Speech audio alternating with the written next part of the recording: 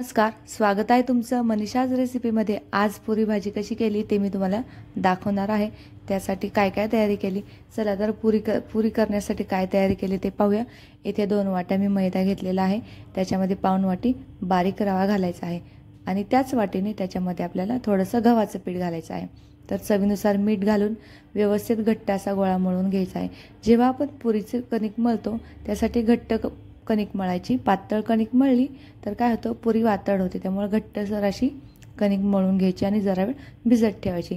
तर कणिक भिजेपर्यंत आपण आपली छान चमचमीत अशी भाजी करून घेऊयात। इथे 4 उकडून घेतलेले बटाटे असे कुस करून घेतलेले आहेत। एका कढईत 2 चमचे तेल घातलं। तेल गरम झाल्यावरती जिरे घातले। जिरे घातल्यानंतर त्याच्यामध्ये तमालपत्र घातले, एक दालचिनीचा तुकडा घातला आणि काळी मिरी घातली आणि त्याच्यामध्ये बारीक चिरलेला टोमॅटो घालायचा। हळद घालायची, हळद फोडणीतच घालायची, म्हणजे टोमॅटोच्या वर तेलात नाही घालायची। 4 मिरच्या घेतलेल्या आहेत, त्या मधून कट केलेल्या, त्या पण फोडणीतच टाकायच्या। स्वाद खूप छान येतो। आलं आणि लसूण छान ठेचून घ्यायचं आहे, ते पण याच्यामध्ये घालायचं। मिक्सरवरही बारीक करू शकता, पण ठेचून घेतलं चव छान लागते। आता इथे एक कांदा घेतलेला आहे, कांदा बारीक चिरायचा आहे आणि आपल्याला हे व्यवस्थित असं परतून घ्यायचं आहे। परतून घेऊन त्याच्यामध्ये चवीनुसार मीठ घालायचं आहे। मीठ हे फोडणीतच घातलेला टोमॅटो आणि कांदा असा मऊ होतो।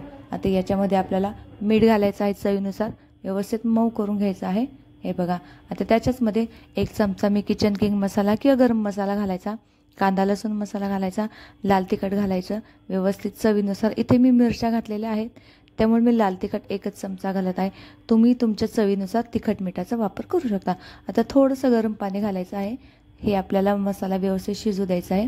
त्याच्यामध्ये थोडंसं गरम पाणी घातल्यानंतर तवंगही सुटतो आणि छान व्यवस्थित हा मसाला शिजला जातो। व्यवस्थित शिजला गेला ना मसाला, त्याच्यामध्ये आपल्याला मग आपली भाजी घालायची आहे। तर थोडा वेळ जरा ठेवायचं, थोडंसं पाणी घालून घ्यायचं, थोडी उकळी येऊ द्यायची, तेलही सुटतं छान उकळली जाते। आता ह्याच्यामध्ये थोडीशी कसुरी मेथी घालून घेऊयात। कसुरी मेथीने स्वाद छान येतो, मस्त स्वाद सुटला आहे मसाल्यांचा। आता इथे स्मॅश केलेले बटाटे घालते मी, व्यवस्थित घालून घ्यायचे, एकसारखं मिक्स करायचं आणि बटाटे व्यवस्थित मिक्स करून घेतल्यानंतर बारीक अशी एक पळीनी चमच्यानी थोडेसे असे हे करायचे, मऊ करून घ्यायचे आहे। ठीक आहे, आता व्यवस्थित असे फोडून घ्यायचे। त्याच्यामध्ये गरम पाणी घालायचं आहे। गरम पाणी घातल्यानंतर आपली चव आहे तशीच राहते आणि छान भाजीला तवंग येतो। हे बघा, मस्त उकळी आलेली आहे, त्याच्यात बारीक चिरलेली कोथिंबीर घालायची। बघू शकता मस्त झालेली आहे। आता आपण पुऱ्या करून घेऊ। एका साईडला भाजी थोडीशी उकळेपर्यंत आपण इकडे पुऱ्या करून घेऊया। पुरी लाटताना थोडासा गोळा घेतला ना, तो जाडसर लाटायचा। तुम्हाला जर पातळ पुरी हवी असेल तर ती कडक होती, जाडसर लाटल्याने अशी मस्त छान टम्म अशी फुगते। पाहू शकता किती छान मस्त झालेल्या आहेत। आता पटपट आपण आणि पुऱ्या लाटताना काय करायचं, जेवढ्या पुऱ्या तळायच्या तेवढ्याच लाटून घ्यायच्या। खूप सगळ्या लाटल्या की जरा तळायला त्रास होतो। इथे मी 4 पुऱ्या करते आणि तळून घेते।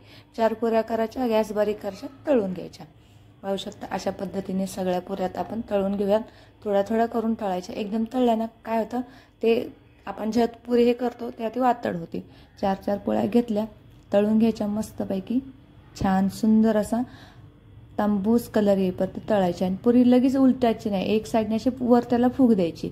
हे बघा, पाहू शकता अशा पद्धतीने एक साईडला फुगली वर आली की मगच तिला आपण दुसऱ्या साईडने पलटायची। आपण काय करतो, ती फुगेपर्यंत दाबत राहतो, ती फुगलीच जात नाही। पाहू शकता मस्त झालेले आहेत गरमागरम पुरी आणि अशी चमचमीत भाजी झालेली आहे, खूप छान। आता आपण एका भांड्यात घालून घेऊयात। हे बघा, भाजी मस्त झालेली आहे छान। आता एका प्लेटमध्ये मस्त पुऱ्या घेऊयात आणि आपली भाजी घेऊयात। आवडला का व्हिडिओ, लाईक करा, शेअर